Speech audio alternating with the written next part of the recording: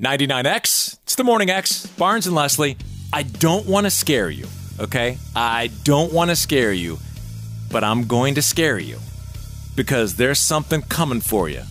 Listen to this. 8 on Your Side has learned there have been 5 deaths in Tampa Bay this year linked to the flesh-eating bacteria Vibrio vulnificus. Statewide, the Florida Department of Health reports 25 confirmed cases since January.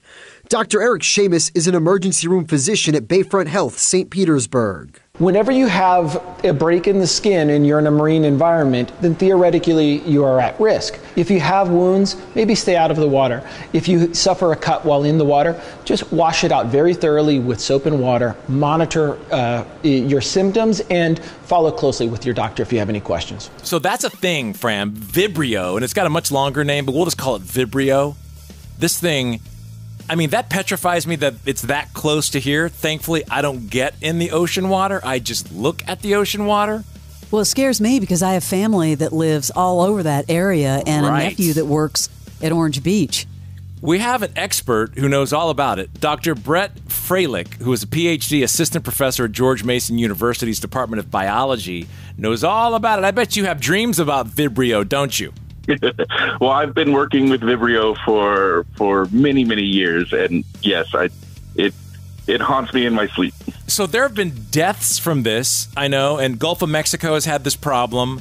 I'm just hearing about it in the last month or so, but also aren't some cases now coming East Coast? So the East Coast has always had just a few cases. It is normally only found in areas with warmer water temperatures, but with climate change, the water temperatures are changing everywhere, and so the range of this is starting to expand. So places that have never had cases or maybe like one case a year are starting to see outbreaks and infections. Can you explain exactly what this is and how you get it? Absolutely. So this is a bacterium that is found in the water and usually in salty or brackish waters, especially in areas that are not quite full like beach water strength, more like an estuary where the river meets the beach water, like the Chesapeake Bay or the Puget Sound or things like that. So when it's just kind of salty is usually where it's found. So can you see anything? Like, do you look at the water? Yeah, how do you know you have it? I mean, do you see it coming, or is it just in the water? Unfortunately, it's not a contaminant. This is where it lives and thrives. It's not like a sewage spill where bacteria from there would be a problem and you could clean it up. This is here. It's been here before we were. You can't see it or smell it. You don't know it's there, but it's pretty much always there at some level. And the warmer it is, the more it's going to be there. And how do you protect yourself from it? Yeah. Is there a way? So there's no real way to protect yourself. The best defense is awareness.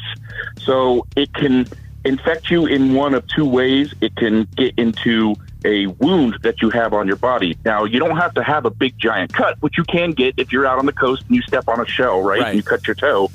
But have you ever used hand sanitizer on your hands and felt it sting a little cut that you didn't even see, right? Yes. It burns really, yep, even something that small it can get in. So if the seawater gets into there, it's a problem.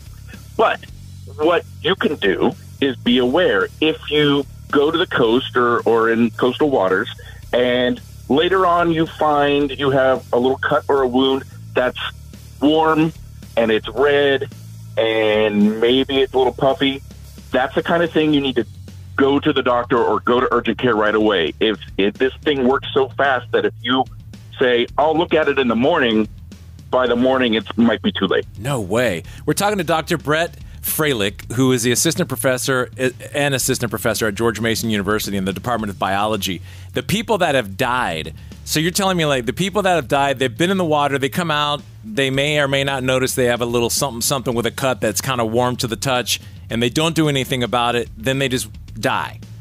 Yeah, well, basically, you won't be dead right away, but by that point, you'll be in severe pain as the bacteria are essentially eating your flesh. You'll go to the doctor. The doctor will attempt amputations to try to save you.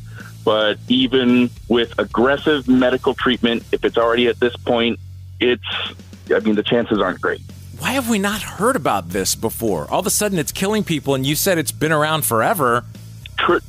Traditionally, there's only been about 100 cases in the United States per year, and most of those are localized to the southern and Gulf states. No, the crazy thing, too, the CDC saying, 80,000 illnesses, about 52,000 of them from eating seafood. That scares me even more. Yes. Wait, this can go through the food, too? Yes. Yes, it can. Now, that 80,000 number is true, but those are typically just diarrhea. And you're probably not gonna go to the hospital. It'll be vomiting and diarrhea. You may wish you were dead, but you're not gonna die. Thanks for that.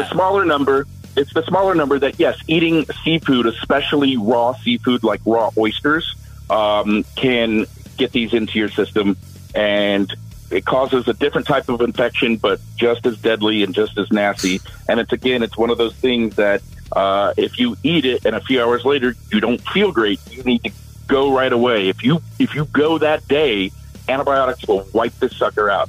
But if you wait, it'll be too late. Wow, the contrast is crazy. You're saying if you get an antibiotic in your system, you can save your life.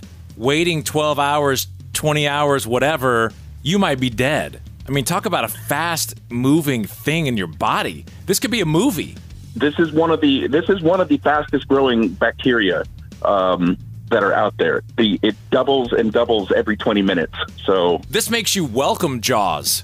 You see, at least you see Jaws coming. You can run from that. I know. It's easy to get cut if you're walking on the beach and you step like on a shell or something. Yes, very easy. Okay, my wife is going to hate you, doctor, because now I am not for real getting in. That's it. Forever. Done. Sticking to the pool. Dr. Froelich, thank you for that info. It's important to know this, especially people with kids who go down, to the Florida coast. Be careful, because that's where a lot of it is. Yes, there's a lot of it out there. And again, as you said earlier, I don't want to scare people. Go enjoy the beach, but be aware. Right. That's the best defense. Be aware. If something looks wrong, go to urgent care, get some antibiotics, get fixed. Yeah, don't shave before you go in. All right, that's going to wrap up the Morning X Medical Corner. Vibriosis. It's Vibriosis. Beware. Thank you for coming on with us. Thank you. Yep. Have a great day. The Morning X with Barnes and Leslie. 99X.